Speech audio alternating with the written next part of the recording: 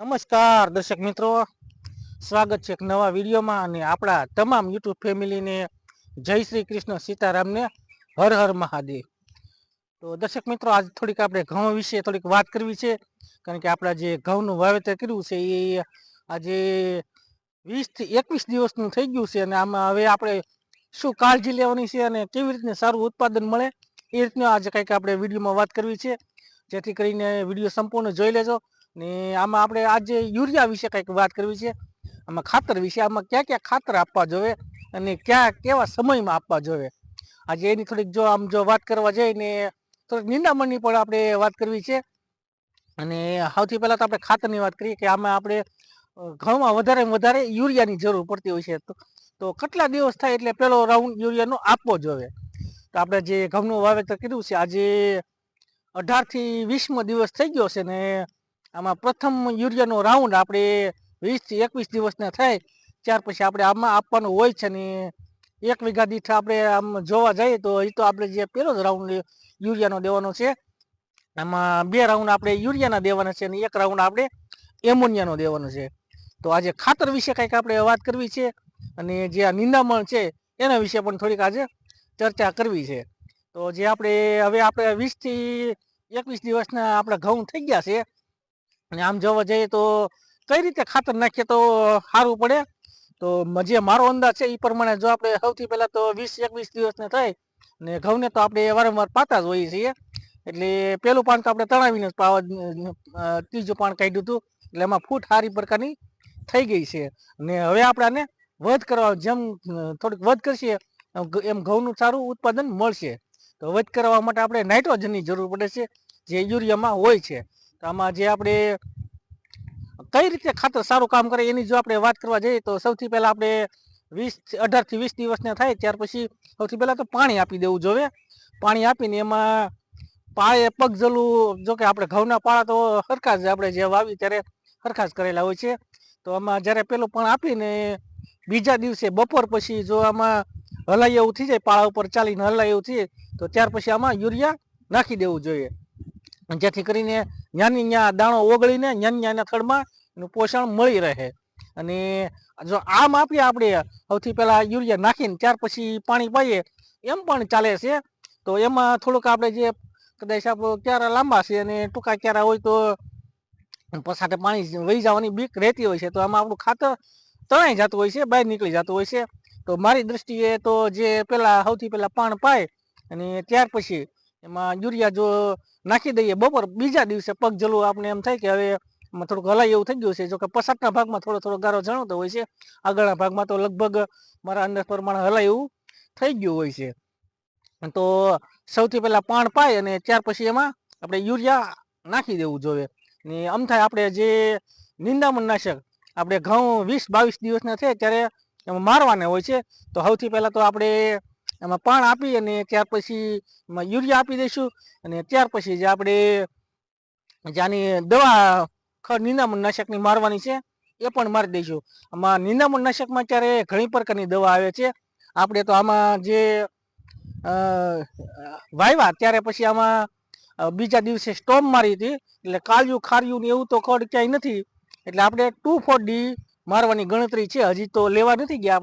આપણે લાવવાની છે, પરંતુ અત્યારે ઘણી પ્રકારની દવાઈઓ એમાં આવે છે, કાળિયું ખાર્યું પણ મરી જાય ને સંપૂર્ણ નાશ થઈ જાય એવી પણ દવા આવે છે, અને ખાલી ગોલપાનવાળું મારવું હોય તો એ પણ આવે છે, ઘણી પ્રકારની અત્યારે હાલ આવે છે। તો આપણે એમાં કાળિયું ખાર્યું ને એવું તો કાંઈ બહુ નથી ઉગ્યું, આપણે જે 2 વરસાદ થઈ ગયા હતા, આપણે જે પડું ખાલી છું પછી 2 વરસાદ થઈ ગયા એટલે ખડ પણ હાવ આપણું ઓછું છે, અને જે આપણે ક્યાંક અરોડામાં નીકળેલા છે, જોકે આપણે આ જે આપણે દવા મારશું એમાં અરોડા પણ બળી જશે, એટલે આપણે અરોડામાં ઘઉંમાં નીંદવા પણ રહેતું નથી, અને સરખી રીતે મસ્ત રીતે આપણે જો હાઈકલા સીતામાં દવાનો છંટકાવ કરી દઈએ તો મસ્ત રીતે આમાં ક્યાં આપણું આપણે પડું ખડ થયું હોય તો એમાં જે આપણે ઘઉંનું વાવેતર કરીએ તો આમાં નિંદામણ હાવ ચોખ્ખું થઈ જાય છે, અને આપણે જે અરોડા બરોડા જેવું જે 2,4-D આવે છે એ કોઈ જાજી કિંમત પણ નથી હોતી, અને સરખી રીતે નિંદામણ એમાં ચોખ્ખું થઈ જાય છે। અને હવે જો વાત કરવા જઈએ યુરિયાનો બીજો રાઉન્ડ ત્યારે આપવો, તો આપણે પહેલો રાઉન્ડ તો જે આપણે 20-21 દિવસને થાય ત્યારે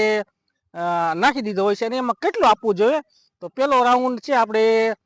જે અત્યારે તો 45 કિલોની યુરિયાની બેગ આવે છે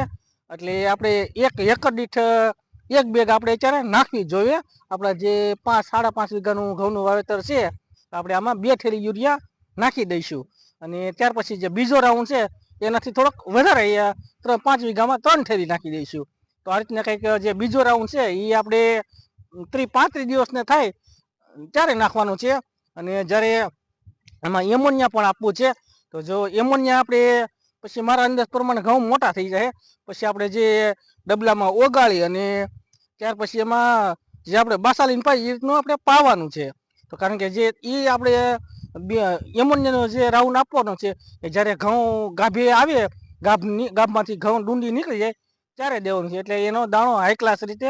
મસ્ત રીતે થઈ જાય. અને આ રીતનું કંઈક આપણે ખાતર દેવાનું છે. ને જે આપણા અત્યારે જે ઘઉં છે એ નવકાર ગોલ્ડ આપણે મસ્ત મને તો બિયારણ ખૂબ મસ્ત લાગે છે ત્યારે ફૂટ પણ સારી કરે છે અને હવે જોઈએ ઉત્પાદનમાં કેવું મળે છે. તો આ રીતનું આપણું કંઈક ઘઉંનું પ્લાનિંગ છે અને આ રીતનું આપણે નિંદામણ નાશક કંઈક આપણે 20-22 દિવસના થાય ત્યારે મારવાની છે. જોકે હવે તૈયારી છે 18 થી 20 દિવસના તો હવે થઈ જ જશે. 2-3 દિવસ પછી આમાં આપણે કઈ ખડની દવા લાવશું જોકે કાળિયું ખારિયું તો નથી આપણે ખાલી 2,4-D લાવી તો પણ ચાલે અને જે સંપૂર્ણ નાશ થાય એ લાવી તો પણ ચાલે. તો આમાં સંપૂર્ણ રીતે ખડની દવાઓ તો ઘણી આવે છે અને કઈ કઈ રીતે આપણે ખાતર નાખવા છે એ પણ આજે થોડીક આપણે વાત કરી છે. તો કેવો લાગ્યો વિડીયો કોમેન્ટ દ્વારા અવશ્ય જણાવજો અને ખાસ એક તમને એક વિનંતી છે કે વિડીયોને લાઈક આપી દેજો જેથી કરીને અમને આમ વિડીયો જોકે અત્યારે આપણું જે યુટ્યુબ ફેમિલી છે મસ્ત રીતે ખૂબ સારી રીતે મસ્ત રીતે અત્યારે સપોર્ટ કરી રહ્યું છે. આવો નવો સપોર્ટ તમારો દેતા રહેજો જેથી કરીને અમને વિડીયો બનાવવાની ખૂબ મજા આવે અને તમારી જે કોમેન્ટો છે અમુક મિત્રો મસ્ત એવી કોમેન્ટ લખે છે એનું જે નોલેજ હોય અમને આપે છે એના થકી પણ આપણે યુટ્યુબમાં થોડોક જે એનો અંદાજ હોય આપણે પહેલાં નિરીક્ષણ કરીને અને પછી આપણે એમાં વિડીયો આપણે આગળ નાખીએ છીએ. આપણે જે અનુભવ થાય આપણો જે જાતનો અનુભવ થાય એ જ આપણે આપણો લક્ષ્ય એ જ છે કે આપણે જે આ ચેનલ થકી આપણે ખેડૂતને વધારેમાં વધારે લાભ થાય. તો અમારે જો અત્યારે આમાં આપણે પાયું થયું ત્યારે આપણે બાસાલીને ભેગી નાખી અને અત્યારે હાલ કેવું ખડ નીકળ્યું છે આમ જોવા જઈએ તો અત્યારે હાલ આમાં તાંજળીઓ ને ક્યાંક ઘેર કે નીકળ્યું છે. અહીંયા થોડોક તાંજળીઓ છે તો આપણે જે આ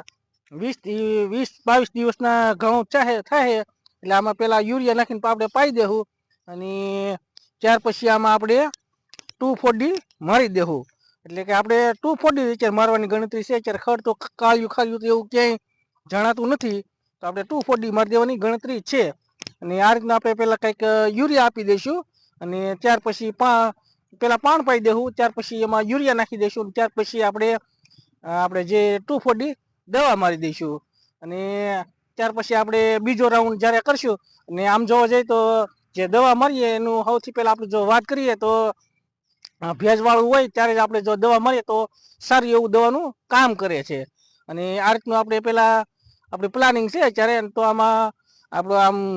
મસ્ત રીતે ઘઉં અત્યારે હાઈ ક્લાસ રીતે મને તો આમ લાગે સારું એવું ઉત્પાદન અત્યારે મળી રહે એવો અંદાજ છે.